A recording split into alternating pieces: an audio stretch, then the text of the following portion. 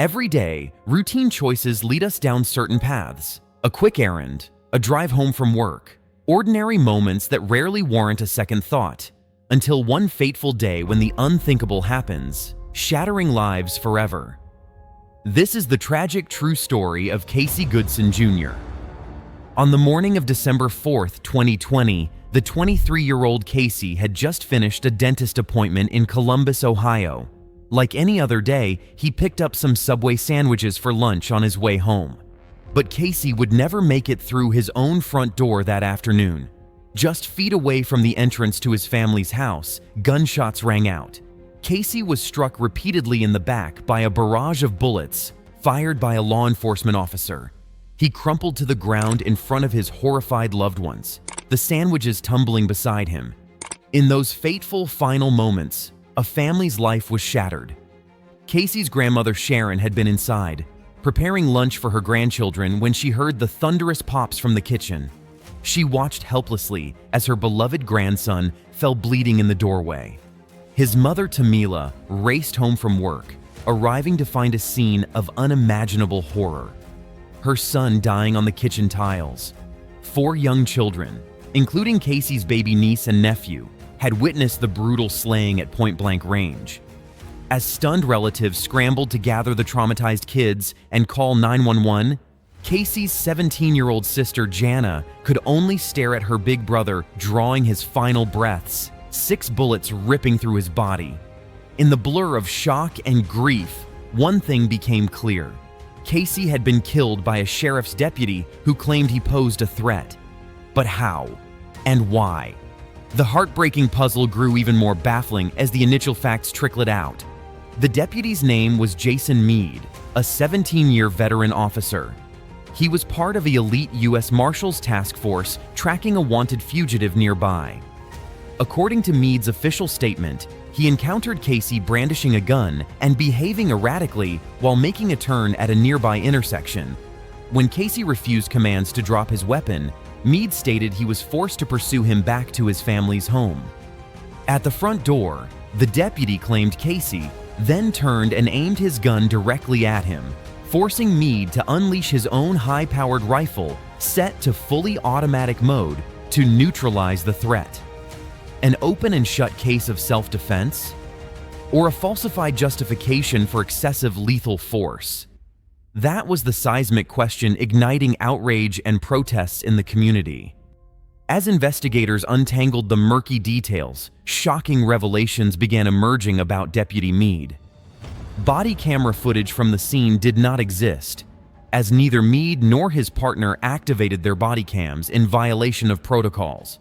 Also, audio evidence surfaced of Meade preaching that law enforcement using violence on suspects was righteous release and throwing the first punch justified.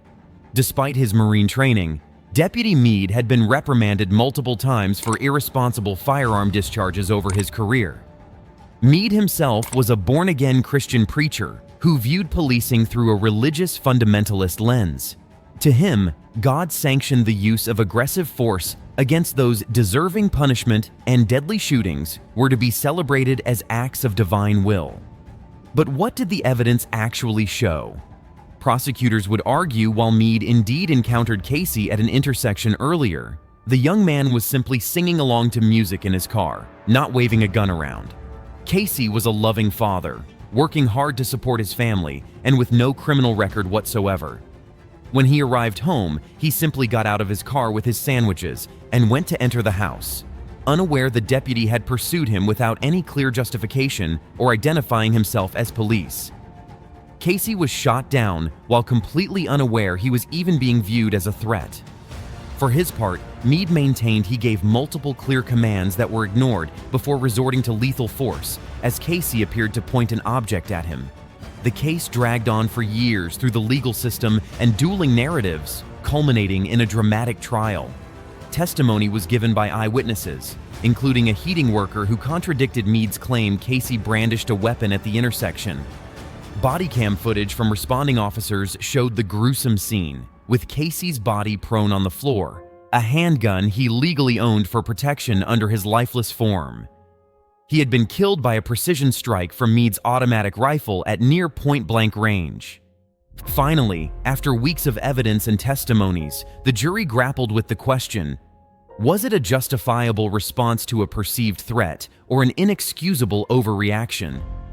The deadlock led to a mistrial, leaving jurors in tears. In the wake of Casey Goodson's tragic death, his family faced a harrowing journey through the legal system. Despite the prosecution's promise of a retrial, justice remained elusive for them. Questions lingered. Was the fatal shooting an overreaction driven by aggressive policing tactics, or a justified response to a perceived threat? Throughout the trials, the family endured relentless anguish, compounded by the dismissal of traumatized jurors and heated debates over use of force policies. The courtroom became a stage for dramatic reconstructions of Casey's final moments. Yet, amid the legal proceedings, one truth remained immutable. A promising young father was senselessly gunned down, leaving behind shattered lives and unresolved justice. Casey Goodson's story epitomizes the deep-seated societal divisions surrounding police conduct and racial injustice, serving as a stark reminder of the human cost and legal complexities inherent in such cases. Justice denied, the Casey Goodson Jr. tragedy will leave you weighing all perspectives and evidence surrounding this modern American nightmare. Was Casey an innocent victim, or did his actions that day spark a justified response from law enforcement? There are no easy answers, only the haunting reality that routine moments can suddenly turn fatal, and the devastating human wreckage left behind. Don't forget to like, subscribe, and hit the notification bell for more gripping true crime stories.